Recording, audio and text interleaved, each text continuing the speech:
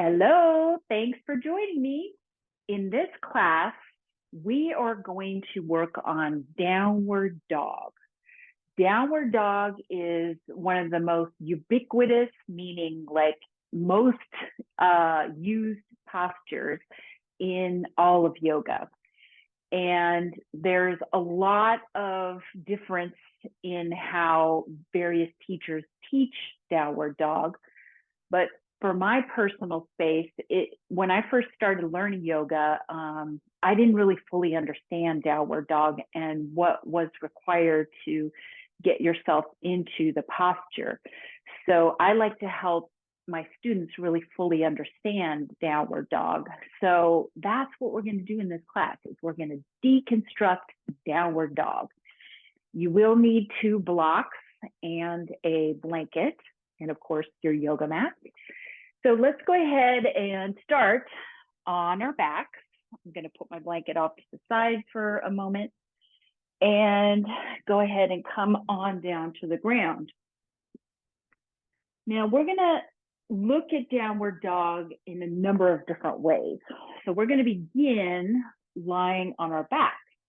So first of all, just take the feet out, extend the feet out, flex the feet as if you're standing on the ground. Bring the hands by the side with the palms facing up. And this is our mountain pose here, right? You're really activating the legs, so activate your quads, lift the belly up toward the heart and in toward the spine. Press the backs of the hands down into the floor and the shoulders into the floor and the back of the head, right? This is our standing mountain pose or Tadasana. So from here, we're just going to take the arms and inhale the arms up overhead.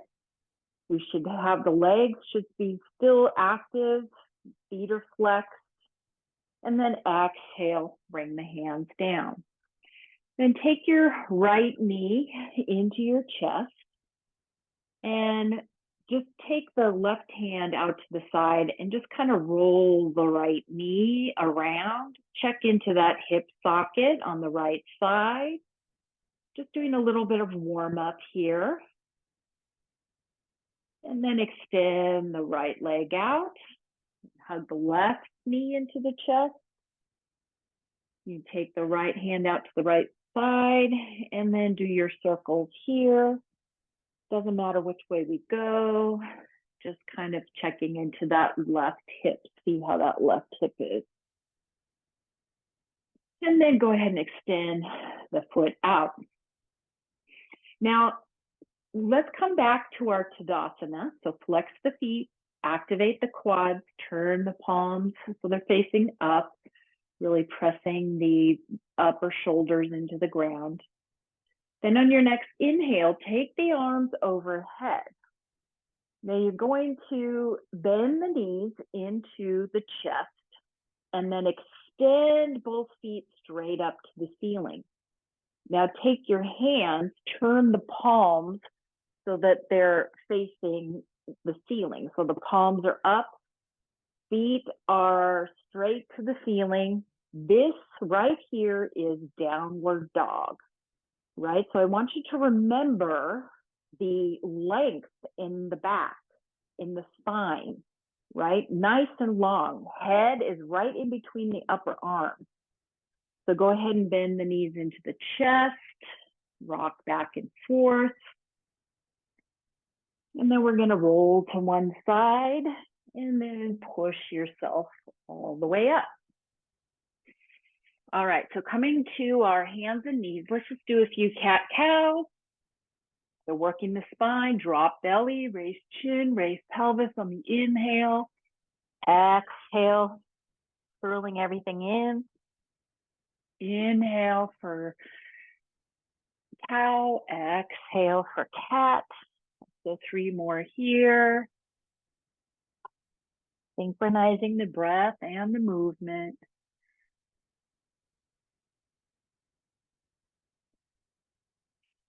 All right, coming back through neutral. All right, so now step your hands forward, maybe about 2 handprints forward, right? So notice what happens here, right? Right here, my wrist and my shoulders are in line. But now when I step forward, I have this angle here. So what I'm going to do, and I'm going to show you here, from here, you're going to curl the elbows in so these creases face forward, right? And what that does, see if the elbows are kind of out right here. We don't have a lot of stability here in the shoulder. So we're going to curl the elbows in, and that immediately makes this nice and firm and stable. So we're just going to shift the hips back. So the tailbone kind of comes up as you shift the hips back. Bring the head in between the elbows. Here's that nice long back that we had when we were lying down on the ground. This is puppy pose. We do this a lot. It's the same action with the tailbone reaching up, pressing into the pads of the fingers, spreading the fingertips wide, locking those shoulder joints in. Take 2 deep breaths here.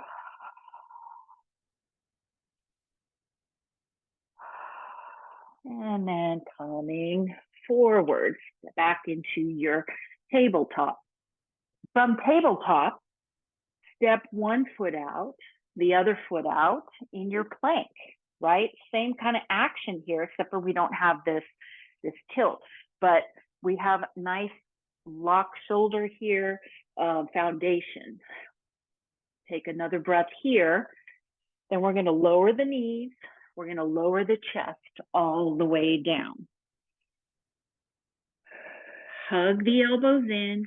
Put weight into the tops of the feet. Press down to lift up for cobra. Exhale, lower down. Tuck the toes. And then here we are. We're shifting back into puppy pose. You can either have the toes tucked or the toes untucked. Again, extend the fingertips. Rip down with the pads of the fingers. Get the head in between the elbows. Tailbone reaching up toward the ceiling. On your next inhale, we'll go ahead and come forward. Let's come onto our knees. And we're going to get up off the ground. And we know how to do that, right? Because we practice yoga for healthy aging. So step the right foot forward, tuck the back toe, lean the torso forward, pressing into the legs or using the hands on the knee for support, and step left foot to right. All right, let's talk a little more about the hands in downward dog. I'm going to come forward a little bit, and I'm going to show you. So there's a lot of different positions where we can put the hands. But the best position that I've found is you start with your left hand and see this L shape, right, that you make with your index finger and thumb. See if you can mirror that on the right hand. It's a backwards L. Then you spread the fingertips wide. This is going to give you the most stability and leverage, right? So these are the hands. So I'm going to go back to the mat. And stepping feet hip distance apart in our mountain pose, take the hands into that posture and then just bring them forward, right? See how the hands are here. Again, check into your elbows.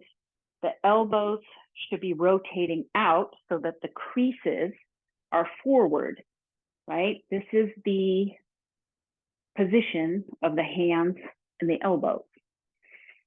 Now, I'd like you to go find a wall, a table, or a chair, and I'll show you why. Once you get that set up, you're going to step about as far as your hands can go and your feet. So you want to form like a right angle here, okay? And you're going to place your hands in that position on the table, the chair, or the wall. A wall would be ideal, but see if I go like this, you can't see what I'm doing. So I'm doing it here. So bring your hands out, make sure that the creases of the elbows are turning in, right? And then put weight into your feet, right?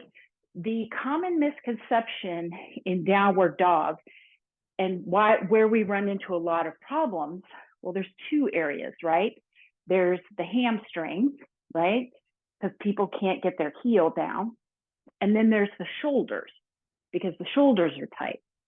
But in downward dog, really most of the weight, you can just watch for a second here, is in the feet. The hands are just there because you don't want to fall on your head. But most of the weight is in the feet. This is why you'll often hear me cue in class, bend the knees generously, because that puts more weight into the feet.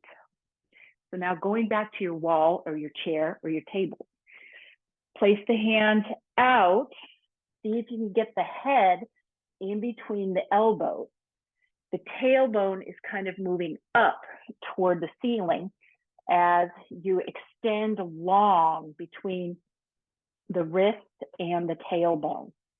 This is downward dog in another relationship to, body position, right? So we did it first on our back, and then we did it in puppy pose, and now we're doing it against a wall, a table, or a chair. So let's go ahead and release that. Come back to your mat, and let's just do 3 half sun salutations, kind of warming things up a little more. And then we'll move on to the next step. All right, feet hip distance apart. Inhale, reach fingertips. Exhale, folding forward. Inhale, half forward fold. Exhale, forward fold. Inhale, reach fingertips. Exhale, hands to the heart. Inhale, reaching fingertips. Exhale, folding forward. Inhale, half forward fold. Exhale, forward fold. Inhale, reaching fingertips. Exhale, hands to the heart. All right, so getting ourselves a little warmed up. Now, the next thing that I want you to do to feel this here, and I'm not going to be able to show it sideways, but I'm going to kind of get the point. So find yourself, you definitely need a wall for this one. Once you find a wall, you're going to come onto the balls of the feet, put your heels against the wall. But actually, the best way to do this is come down to your knees, get your feet against the wall, right? I can kind of show you here. This is not really a wall, but see the foot, your ball of the foot is on the ground, the heel is against the wall. All right. So once you're set up like that, right, you're in your tabletop. Step the hands out like we did in puppy pose. Remember the hand position, the L and the backwards L. Spread the fingertips wide. Now you're going to lift the hips up and back, and oh, this feels different, right? The hips are way up. See if you can get the head in between the elbows, and you feel this lifting, this extension of the spine. Take a breath here. And then bring the knees down, right? So that's coming at downward dog in a little different way. So let's try that one more time, right? You've got your ball of the foot down, your heel against the wall. We step the hands out. Remember hands, right? L and backwards L. Spread the fingertips wide, grip with the pads of the fingers. Take the elbows, turn them in so the creases are pointing forward. And then lift the hips up, bring the head close to or in between the elbows. Take a nice deep breath here. And then come on down. All right, so we're building up to downward dog. Now I'd like you to take your blocks, put them on the side, one on the left side, one on the right side, and that's where you're going to put your hands, right? So we're in our tabletop. Place the right hand on the right block, left hand on left block. But you want to scoot the knees back, right? Because we need this little angle, right, of the shoulders. Get your hands set. Now this time you might want to like grip your block like this, right? So you can keep the fingers spread really wide. Take the elbows, curl them in, tuck the toes, press into the blocks as you lift the hips up and down, or excuse me, up and back, right? This gets a little more into distributing the weight evenly between the legs and the hands. But what we want to do here is maybe bend the knees so you can get that feeling even more, the extension of the spine. Maybe try to pump the heels. You know, it's not really about the heels coming down. It's really more about extending the spine, lifting the tailbone. Exhale, come on down. Shake out the wrists. I know that this can be a lot on the wrist, but I'm telling you, you keep doing downward dog and your wrists will be like Schwarzenegger. All right, let's just take a quick child's pose. Move your blocks off to the side, big toes together, knees wide, shift the hips back, bring the head down. Just take 2 deep breaths here.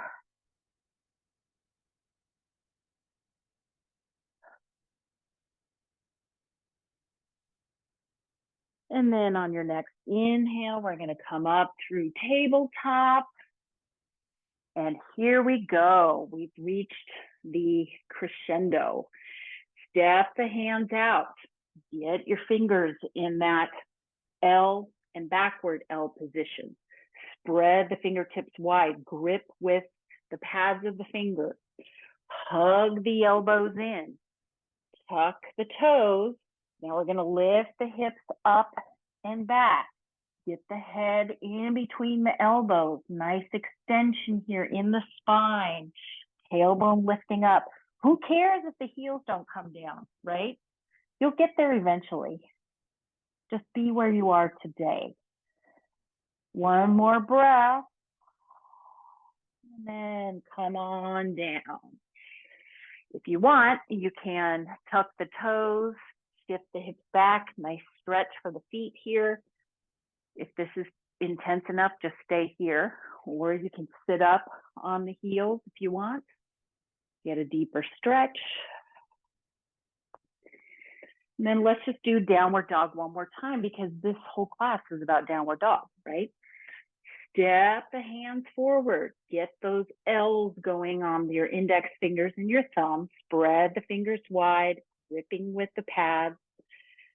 Curl the elbows in. Tuck your toes. Lift the hips up and back. Get that head in between the arms. And then work on lifting the tailbone up and maybe pumping the heels here or bending the knees generously. Take a breath and then come on down. One more child's pose. Big toes together, knees wide. This time, take the hands and bring them back down by the feet, palms facing up. This is very restorative for the shoulders.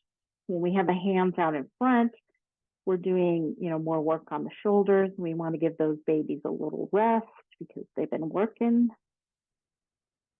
Take a deep breath. One more round of breath.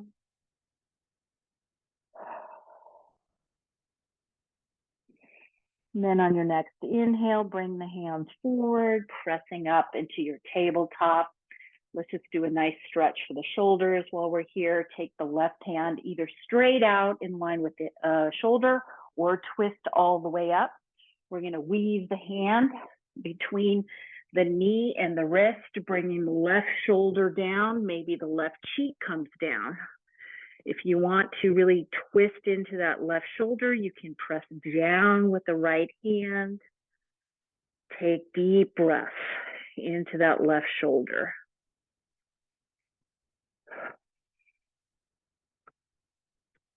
One more breath here.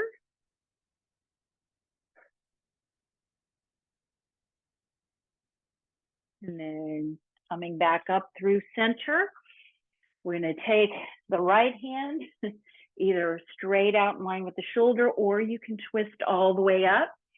And then we're going to weave that right hand between the left knee and the left hand, bringing the right shoulder down to the ground. And by the way, if you can't get all the way down to the ground, there's your block. You can set the head on the block here, bringing the floor up to you. Take some deep breaths.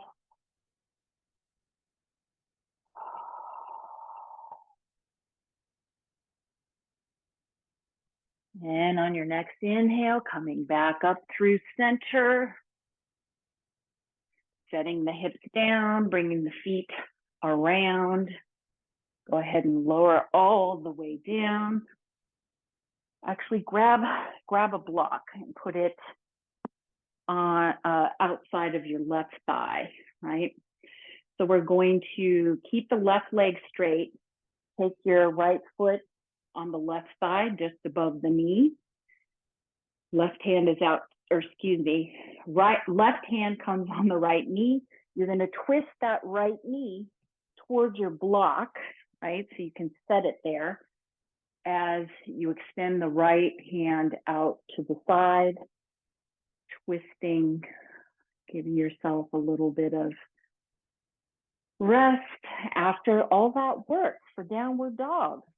But I'm hoping now that you have a little more insight into downward dog, how the pose feels, how you can set it up so you have good alignment. And then release the right knee. You're going to have to bring your hips back through center. Take the block, bring it to the outside of the right leg, extend the right leg. Take the left foot on top of the right thigh, just above the knee. Right hand to the left knee, and we're going to twist to that left knee to the right. Left hand reaches out. Maybe you look up toward the ceiling, or maybe you turn to look at your left hand, whichever feels best on your neck. One more deep breath here.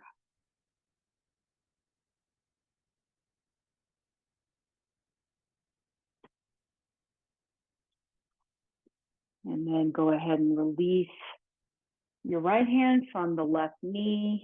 Bring the hips back through center. Maybe hug the knees into the chest. Rock back and forth if that feels okay on your low back. Place the feet on the ground. And you can either just stay here with the palms facing up. You can heel toe the feet to the edges of the mat. Allow both knees to fall in toward each other. Or you can extend both feet out to the edges of the mat. Allow the toes to fall toward the sides. Take a deep breath. And we'll just stay here for a few moments. If you'd like a longer Shavasana, final relaxation, you can always pause the video. But if you're following along, I'll let you know when it's time to come up.